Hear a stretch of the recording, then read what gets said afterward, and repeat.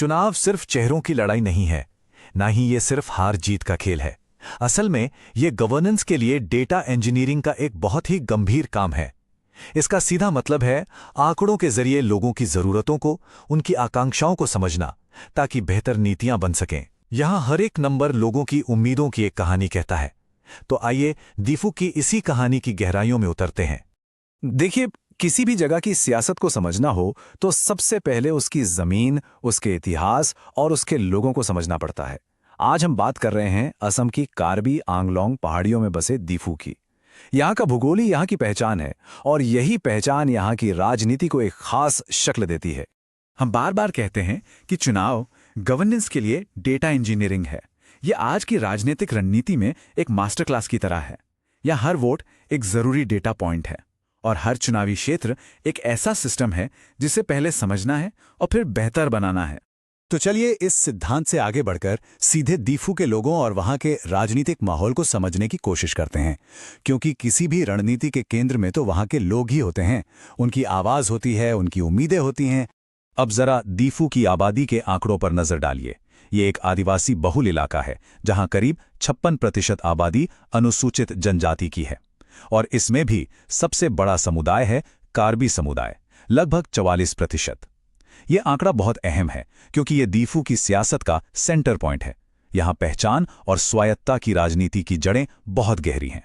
तो इन पहाड़ियों में रहने वालों के लिए सबसे बड़े मुद्दे क्या हैं, उनकी सबसे बड़ी चिंताएं क्या हैं? डेटा साफ बताता है, नौकरी, सड़कें और अच्छी शिक्षा ये सबसे गर्म मुद्दे हैं। इनके ठीक पीछे हैं स्वास्थ्य सेवाएं और आदिवासी अधिकार। ये वो असल जमीनी मुद्दे हैं जो वोट डालने के फैसले पर असर डालते हैं, ना कि सिर्फ खोखले वादे। और अब आते हैं इस पूरे विश्लेषण के केंद्र में कि कैसे एक लंबे समय से कायम राजनीतिक किला नाटकीय तरीके से ढह गया। यहां सबसे बड़ा सवाल यही उठता है कि दशकों का दबदबा सिर्फ 10 साल के अंदर कैसे पलट जाता है। ये एक ऐसा सवाल है जिसका जवाब हमें आंकड़ों में मिलेगा और ये आंकड़े एक बहुत बड़ी राजनीतिक कहानी बयान करेंगे। इस कहानी को समझने के लिए 2 आंकड़ों को देखिए। पहला, साल 2011 का।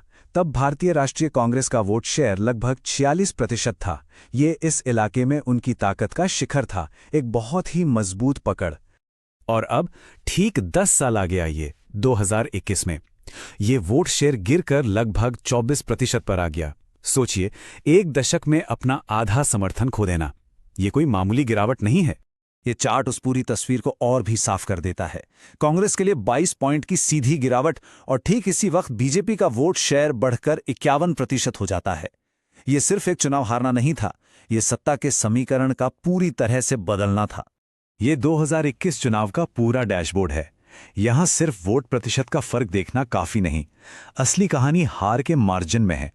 40,000 से ज्यादा वोटों का फासला और 76% का हाई वोटर टर्नआउट ये दिखाता है कि लोगों ने इस बदलाव में बढ़ चढ़कर हिस्सा लिया।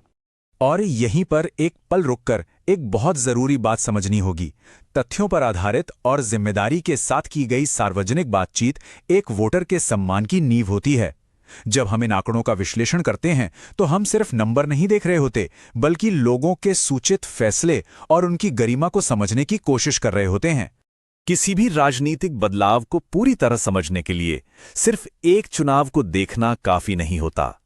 हमें वक्त में पीछे जाके गहरे पैटर्न को खोजना होगा, क्योंकि आज जो हो रहा है उसकी गूंज अतीत में सुनाई देती है। ये टाइमलाइन दीफू की चुनावी कहानी बताती है। 90 के दशक में सत्ता कांग्रेस और क्षेत्रीय पार्टियों के बीच आती जाती रही। 2006 से 2011 का दौर कांग्रेस का सुनहरा दौर था, जब स्थानीय नेता विद्या एंगलेंग जीत रहे थे। लेकिन असली मोड़ आया 2016 में। बीजेपी की जीत ने आदिवासी वोटों का समीकरण ही बदल दिया और 2021 में ये पकड़ और भी मजबूत हो गई। तो इस पूरे सफर से क्या समझ में आता है? यही कि वोटर अब बदल रहा है। वो अब पुरानी पार्टी वफादारी से बंधा नहीं है। अब उसके वोट का आधार आदिवासी पहचान और विकास के मुद्दे बन रहे हैं। ये वोटर के व्यवहार में एक बुनियादी बदलाव है।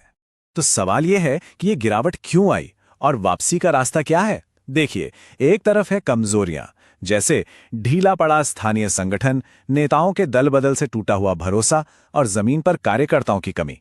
और दूसरी तरफ इन्हीं कमजोरियों में मौके भी छिपे हैं। जैसे युवाओं और आदिवासी भावना को जगाना, अधूरे वादों को मुद्दा बनाना और सरकार विरोधी लहर का फायदा उठाना। तो अब तक हमने समस्या को समझा, उसका विश्लेषण किया। अब बात करते हैं समाधान की, एक ठोस एक्शन ओरिएंटेड ब्लूप्रिंट की, जो सिर्फ चुनाव जीतने के लिए नहीं बल्कि विश्वास और जमीनी पकड़ को फिर से बनाने के लिए है। हम इसे चतुर्मुख सिद्धांत कहते हैं। ये एक 4 स्तंभों वाली रणनीति है जिससे चुनावी, संगठनात्मक, नैरेटिव और रिसोर्स मैनेजमेंट को एक साथ जोड़कर राजनीतिक जमीन को सिस्टमैटिक तरीके से फिर से तैयार करने के लिए डिजाइन किया गया है। पहला स्तंभ है चुनावी जमीन। इसका सीधा मतलब है कार्बी एंग्लोंग स्वायत्त परिषद के स्थानीय गुटों के साथ गठबंधन बनाना, क्योंकि जमीनी पकड़ वहीं से आती है। उन बूथों पर ज्यादा ध्यान देना जहां जीत हार का अंतर कम रहता है, खासतौर पर कार्बी बस्तियों और चाय बागानों में, और बूथ कमेटियों को मजबूत करना ताकि वो अपने समर्थकों को वोट डालने के लिए बाहर निकाल सकें। दूसरा स्तंभ है संगठन। पार्टी की मशीनरी को नीचे से ऊपर तक फिर से खड़ा करना होगा, यानी स्थानीय इकाइयां, यूथ विंग और वॉलंटियर नेटवर्क को दोबारा बनाना। सबसे जरूरी, वोटर से स्ट्रैटेजिस्ट तक एक सीधा फीडबैक का सिस्टम बनाना ताकि लोगों की आवाज ऊपर तक बिना किसी रुकावट के पहुंचे। तीसरा स्तंभ है नैरेटिव, यानी कहानी। एक ऐसी कहानी जो लोगों से जुड़े। अभियान को आदिवासी अधिकारों और विकास के असली रक्षक के तौर पर पेश करना होगा। विपक्ष के वादों और जमीनी हकीकत के बीच के फर्क को सामने लाना होगा। और सबसे जरूरी, कार्बी भाषा का इस्तेमाल करके संस्कृति और स्वायत्तता का संदेश देना होगा। और चौथा स्तंभ है संसाधन, यानी बाकी 3 स्तंभों को सपोर्ट करने के लिए पैसों और लोगों का सही इस्तेमाल। इसमें जमीनी रैलियों के लिए फंडिंग जुटाने से लेकर छोटे छोटे समुदायों तक पहुंचने के लिए व्हाट्सएप जैसे नए जमाने के तरीकों का इस्तेमाल करना शामिल है। स्ट्रैटेजी तो बन गई, लेकिन उसे जमीन पर उतारेंगे कैसे? इसके लिए चाहिए एक टाइमलाइन, एक एक्शन प्लान, एक ऐसा प्लान जो इस रणनीति को हकीकत में बदल सके। ये है 90 दिन का रोड मैप। इसे एक सीढ़ी की तरह समझिए। पहले 30 दिन जन समितियों के जरिए लोगों से दोबारा जुड़ना और उनकी समस्याओं को समझना। अगले 30 दिन घर घर जाकर कैंपेन करना। फिर अगले 20 दिन बड़े कार्यक्रमों से माहौल बनाना और आखिरी 9 दिनों में बूथ लेवल पर पूरी ताकत झोंककर वोटिंग पक्की करना। ये चुनाव के दिन तक का एक साफ रास्ता है। और हां, जब हम डेटा की मदद से ये सब करते हैं तो एक और बहुत अहम बात सामने आती है। वोटर का डेटा सिर्फ एक जानकारी नहीं, ये उनके भरोसे का प्रतीक है।